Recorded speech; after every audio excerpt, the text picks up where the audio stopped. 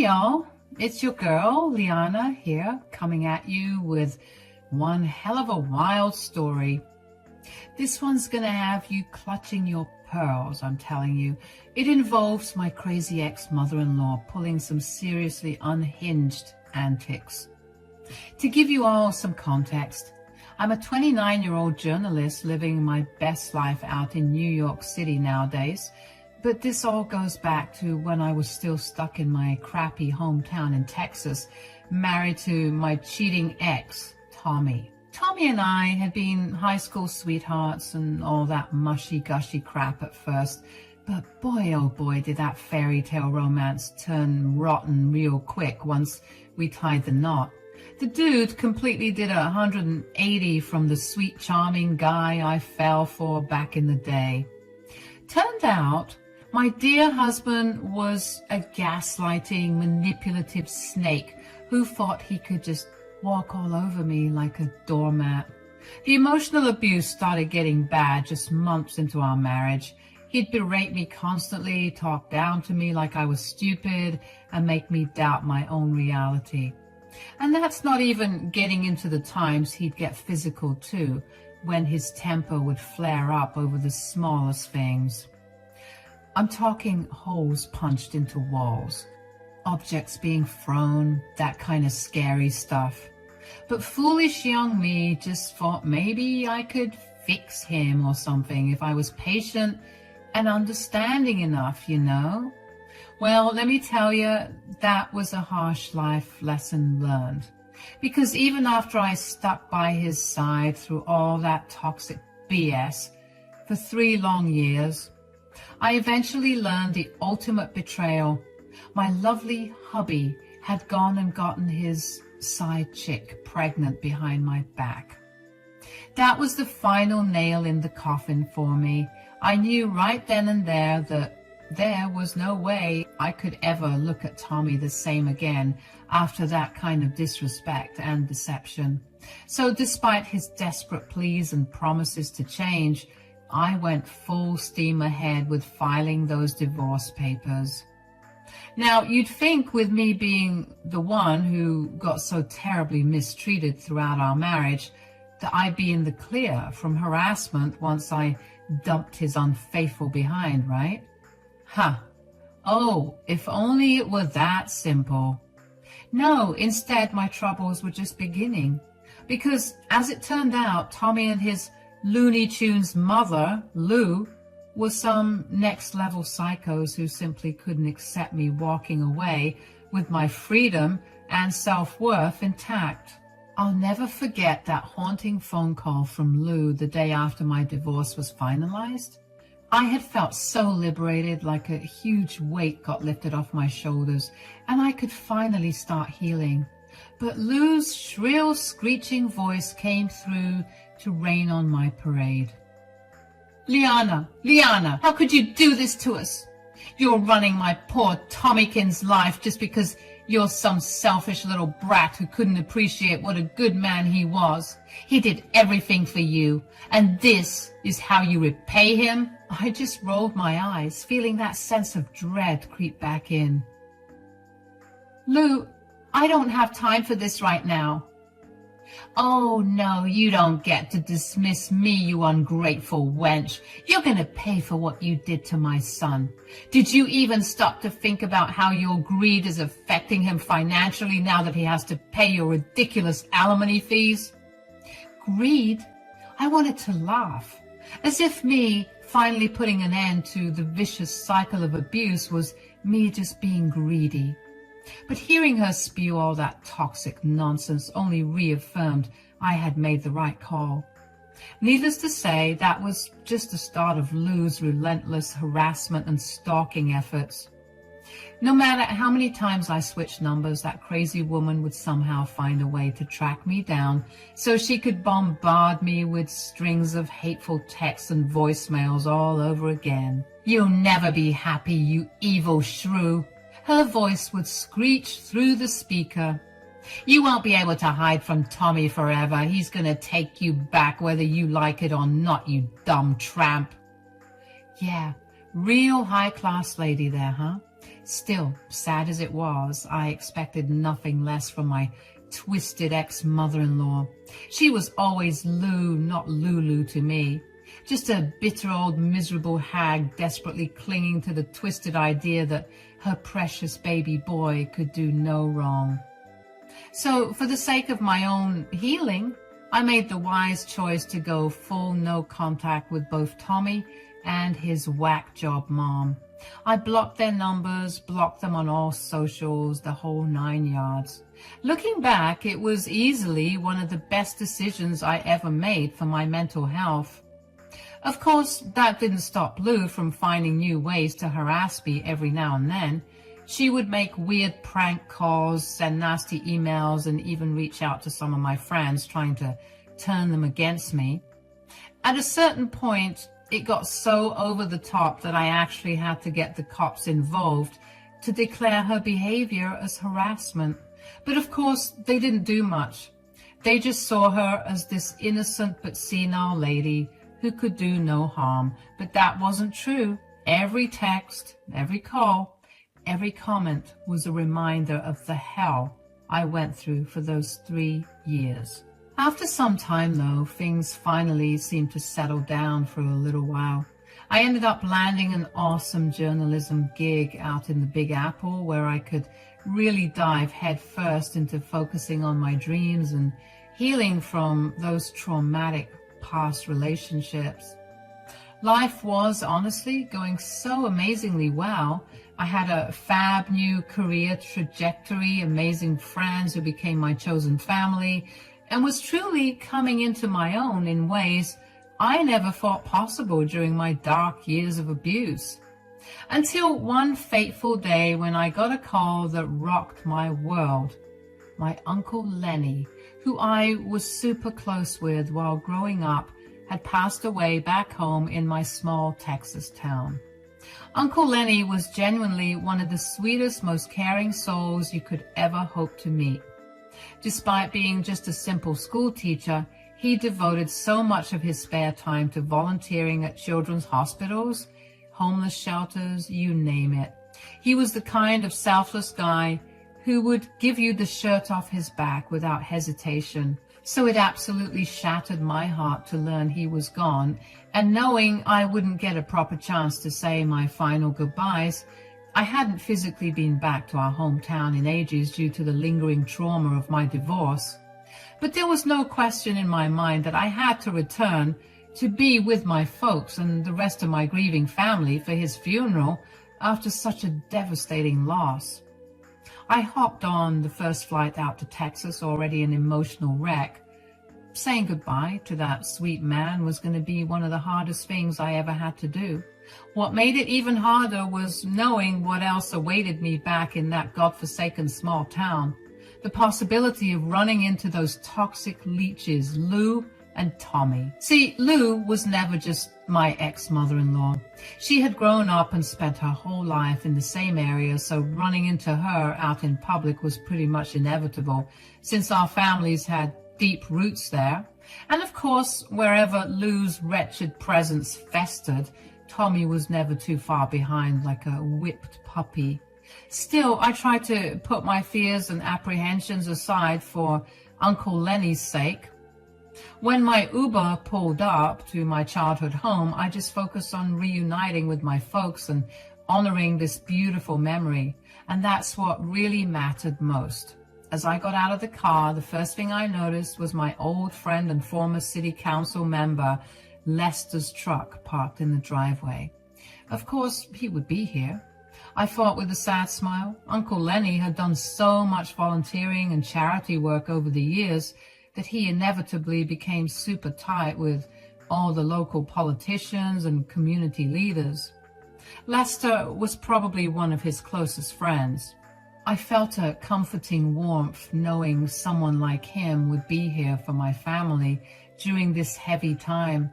Uncle Lenny's passing had been a huge loss for the whole town, not just my relatives, so I took a deep breath, walked up that all too familiar long driveway, and headed inside, bracing myself for lots of hugs, tears, and difficult goodbyes over the next few days. My parents were an absolute wreck as expected. We spent the first several hours just drinking tea and swapping old stories and anecdotes about Lenny back when we were kids. I couldn't contain my own waterworks either, as more and more heartwarming memories came rushing back of what an amazing uncle and human being he had been in life. Lester himself was there pretty much from the moment I arrived until well into the evening too. He was a total rock for all of us through the grieving process, offering so much compassion and even laughing along whenever we'd fondly recall Lenny's incredible sense of humor too. A really great man. As evening fell, Lester eventually had to head out despite all of us wishing he could stay longer.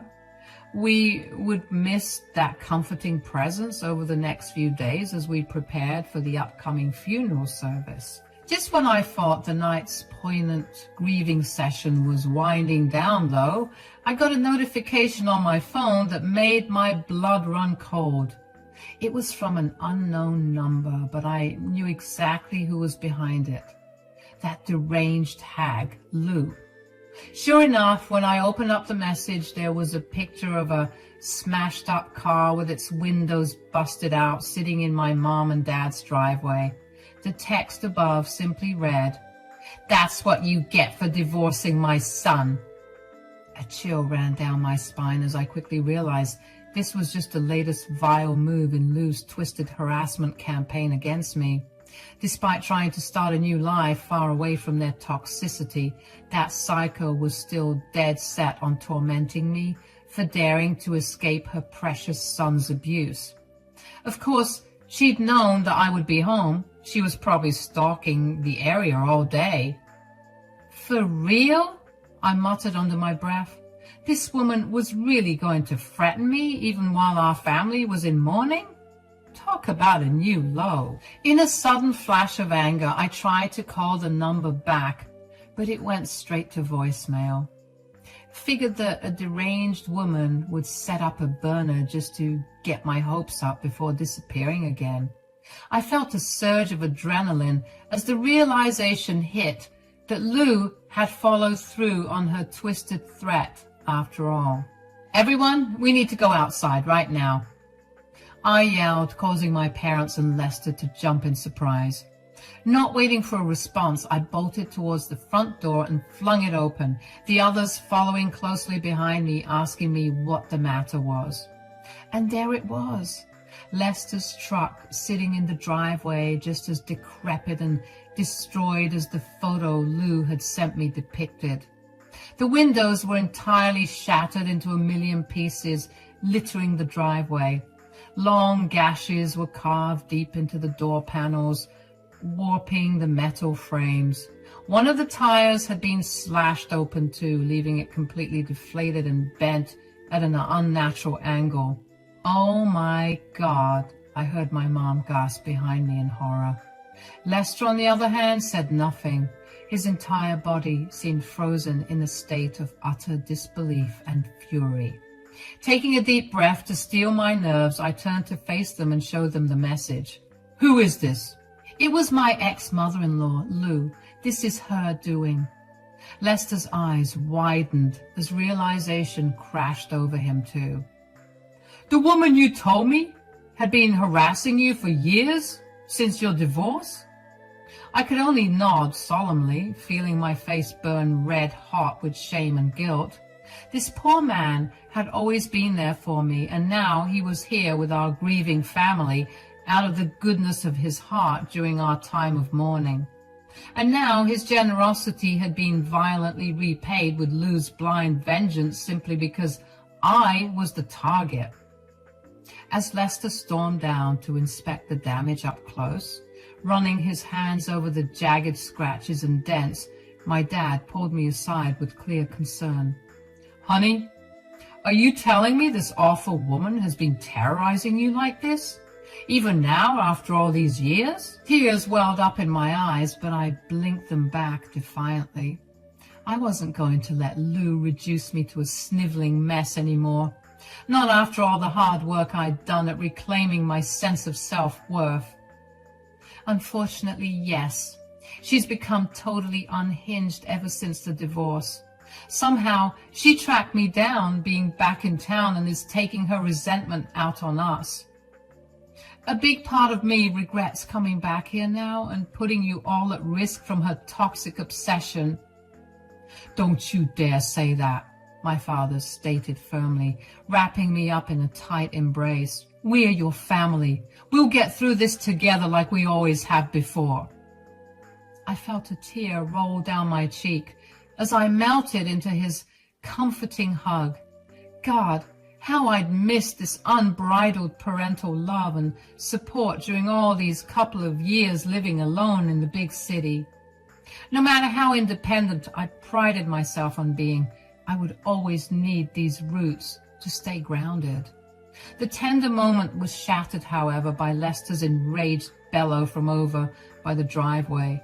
Unfreaking believable! Someone clearly has a death wish targeting me like this, he snarled, slamming his fist down against what remained of his truck bed.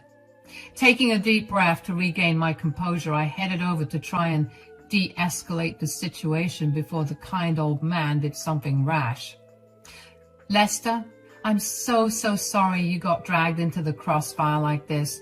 I never imagined Lou would go so far as to take her vendetta out on you too. He leveled me with an intense glare, the raw fury and hurt still radiating from those eyes.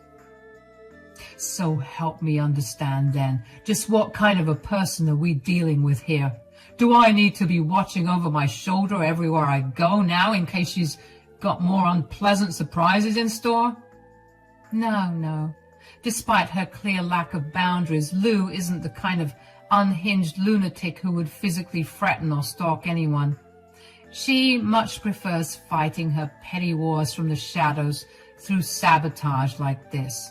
The real scary part is just how deranged her vendetta against me has gotten.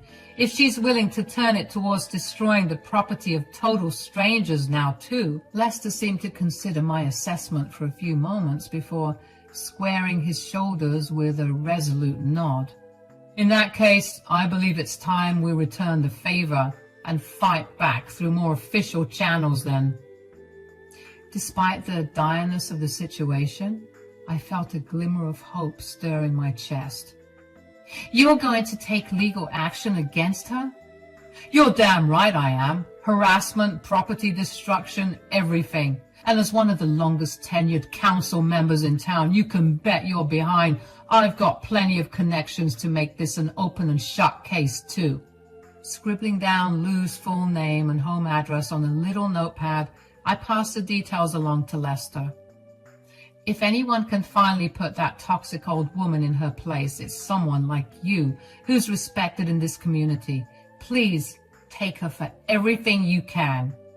His expression softened slightly as he accepted the notepad. You've been through more than enough trauma at her hands, Liana. From here on out, consider this a personal mission to make sure she never bothers you or your loved ones ever again. Relief washed over me, finally having such a powerful ally in my corner against Lou's torment. With Lester now hell-bent on holding her fully accountable, perhaps I would finally break free from that cycle of abuse once and for all. Unfortunately, that brief glimmer of hope was predictably short-lived, because just a few hours later, after Lester had departed for the evening, my phone rang with a call from Lou's newest burner number. Did your little boyfriend really think I wouldn't find out about his pathetic intimidation tactics? I rolled my eyes at her feeble attempts to get under my skin. You reap what you sow, Lou. Maybe think twice before destroying other people's property next time, if you can't handle the heat. Other people? I thought it was your car. As usual, that's where you're mistaken. You didn't destroy my car. You destroyed our guest's car. But as usual, you're too dense and hell-bent on petty revenge to understand that your actions have consequences. Oh, cut the righteous act, you smug little brat. This is exactly why everybody hates your guts. You always have to play the innocent victim card while ruining everything for people who do you no wrong. Resisting the urge to laugh out loud at her warped persecution complex, I replied coolly, "I'm sorry. Did you conveniently forget the little stunt you just pulled vandalizing Lester's truck because of your unhinged tantrum? That man has never done a single thing to you, yet you still lashed out because of your petty grievances with me. Wait, what did you say? What? Who does the car belong to?" That's when I couldn't hold it in any longer. She heard me right the first time, and I'm pretty sure she was looking ghostly pale on the other end of the line. "That was Uncle Lester's car. You know, the old city council member?" Lou seemed to be sputtering for a retort, so I pressed on with renewed strength, knowing that she was losing this battle. Well, you didn't say anything. I didn't know it was his car.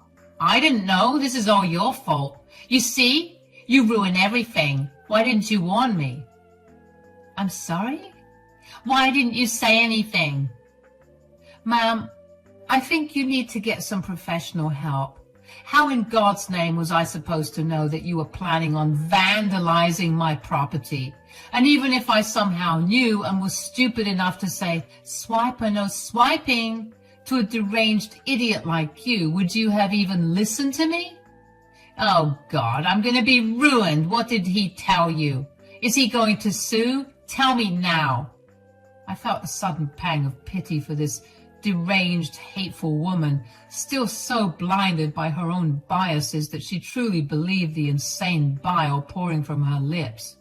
How sad and small her miserable existence must be, if tormenting me was all she had left to cling to.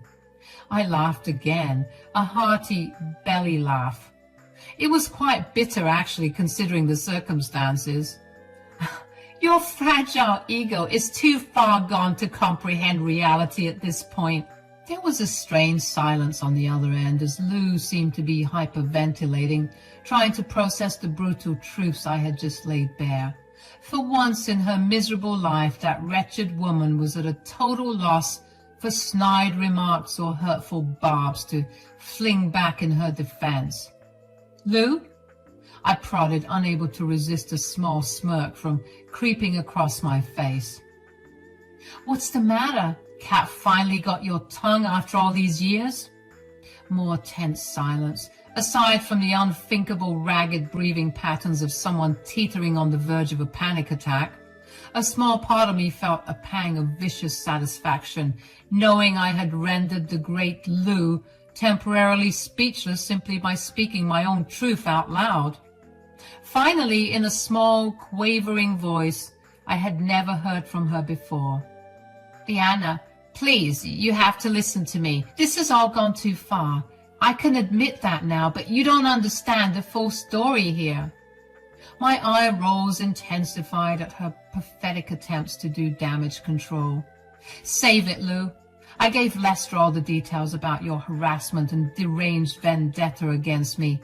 He has everything he needs now to make sure you face full accountability." "No!" she gasped, the panic audible in her voice now. "Liana, you don't know what you're doing. Think about poor Tommy. He'll be ruined if I face charges. I'll be ruined. We'll lose everything, all because of your stubborn pride." A derisive snort escaped my lips before I could stop it. "Wow, Lou, you really are delusional to the very end, aren't you? Resorting to pleading about your loser son's well-being as a final, desperate gambit for sympathy. How sad." "What? This has nothing to do with him. I'm talking about our family assets. Our home, my finances. Lester is going to take it all from me, don't you understand? That was an expensive car. I can't afford to pay for those damages." I couldn't resist letting out a mocking chuckle at the sheer hypocrisy and entitlement dripping from her words.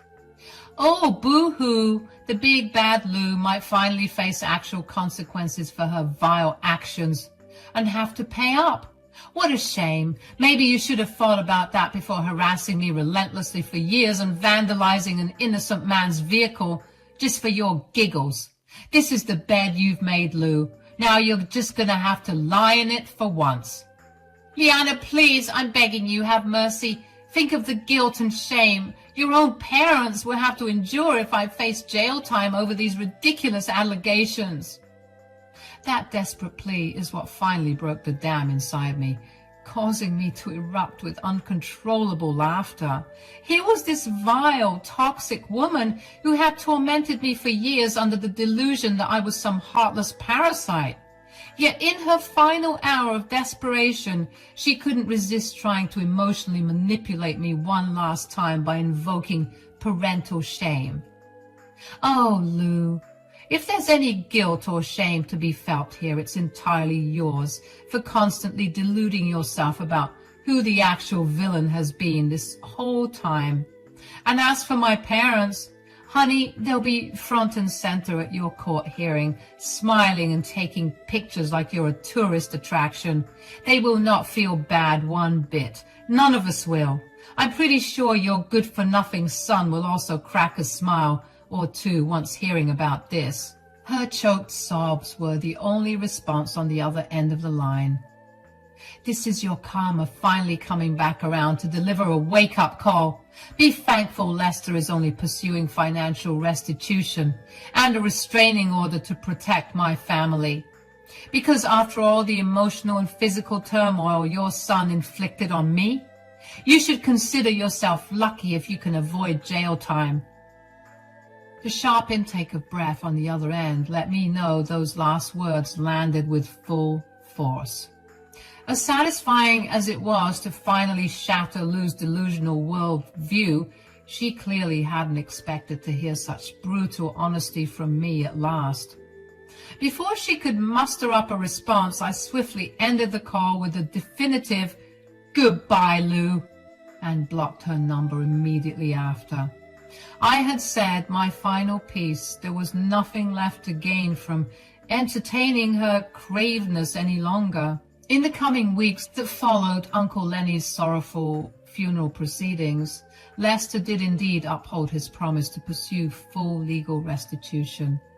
He provided regular updates on the impending lawsuit, including how Lou's hysterical claims of being destitute were quickly disproven once her actual assets and financial portfolio were audited.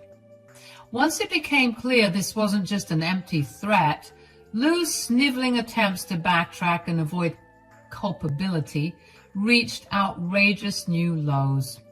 But Lester stood firm, securing a comprehensive restraining order against her in addition to the costly financial penalties.